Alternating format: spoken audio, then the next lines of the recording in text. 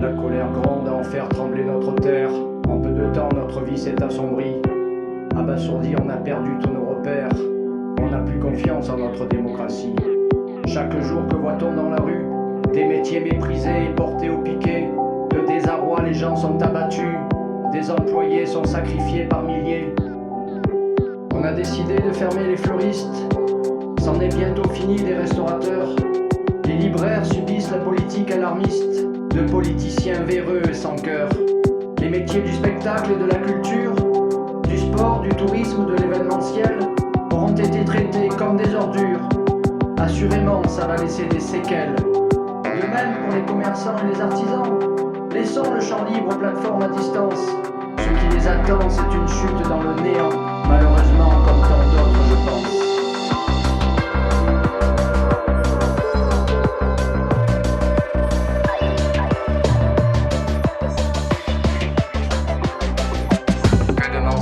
De bavardage, de baliverne et d'enfumage.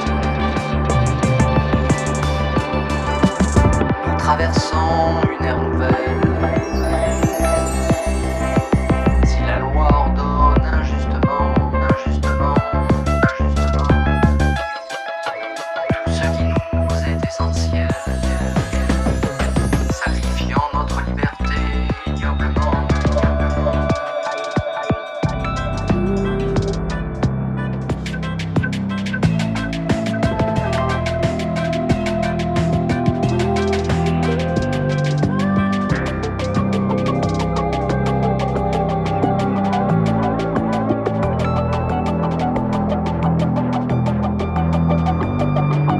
Le personnel de la santé est asphyxié.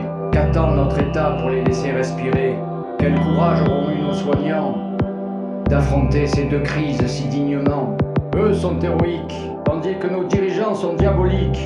Décisions politiques obscures, mensonges odieux à la chaîne. Comment autant de choix absurdes et ne pas inspirer la haine?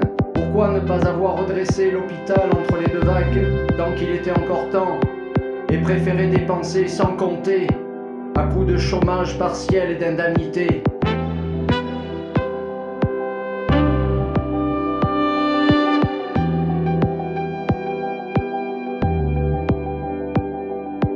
Cela aurait été bien dérisoire pourtant. Qui remboursera ces milliards en fait? Nos générations futures paieront encore la dette.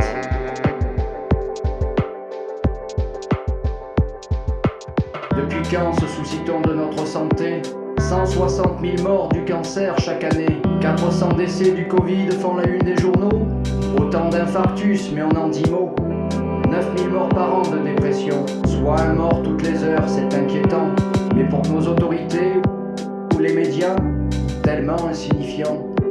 Qui nous parle des 6 millions d'AVC dans le monde, des tentatives de suicide à la ronde? Ce satané virus est devenu une obsession, tandis que des millions meurent de la pollution.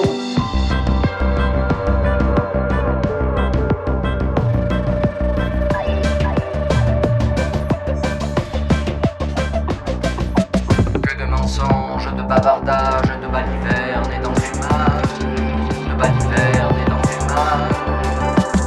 Nous traversons une ère nouvelle,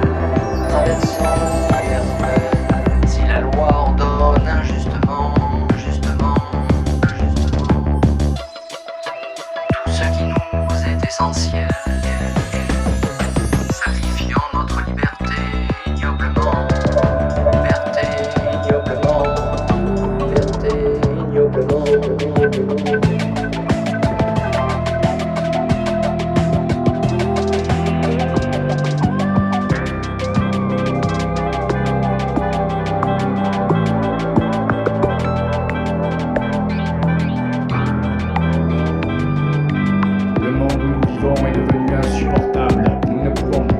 Ce qu'on aime, notre liberté s'envole en une fumée irrespirable. Rencontrer ses amis équivaut à un blasphème.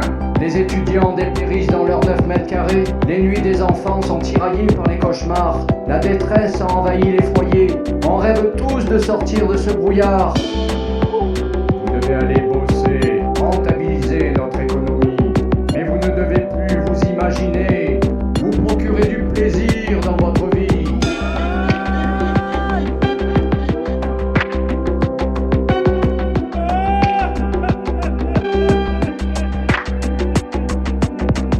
festoyer sont devenus des délits. Honte à vous si vous sortez après 18h. On veillera à ce que vous soyez punis. Nous sommes les tout-puissants, vous devez avoir peur.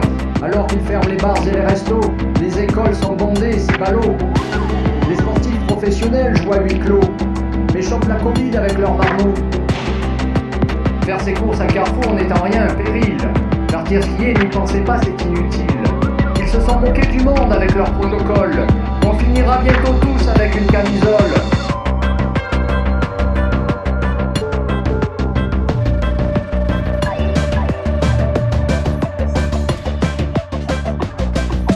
Que de mensonges, de bavardages, de balivernes et d'enfumage. De balivernes et d'enfumage. Nous traversons une ère nouvelle. Traversons une ère nouvelle. Si la loi ordonne injustement, tout ce qui nous est essentiel, sacrifiant notre liberté ignoblement, liberté ignoblement, liberté ignoblement.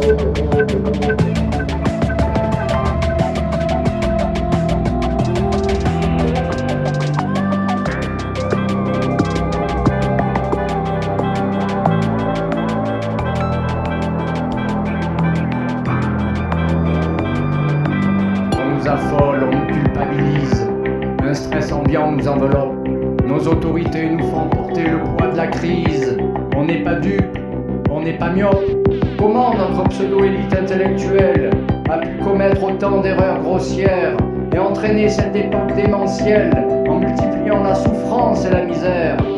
Ils contrôlent nos vies via nos smartphones, laissent les pleins pouvoirs à Amazon. C'en est assez de ces délinquants qui nous maltraitent, ces tout-puissants qui détruisent notre planète. Comment accepter que notre sainte terre repose entre les mains de quelques milliardaires?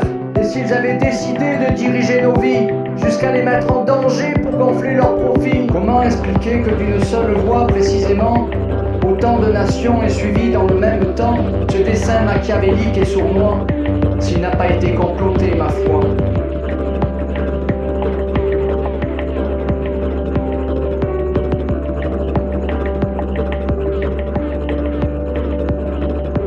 Pour moi, il s'agit bien d'un complot.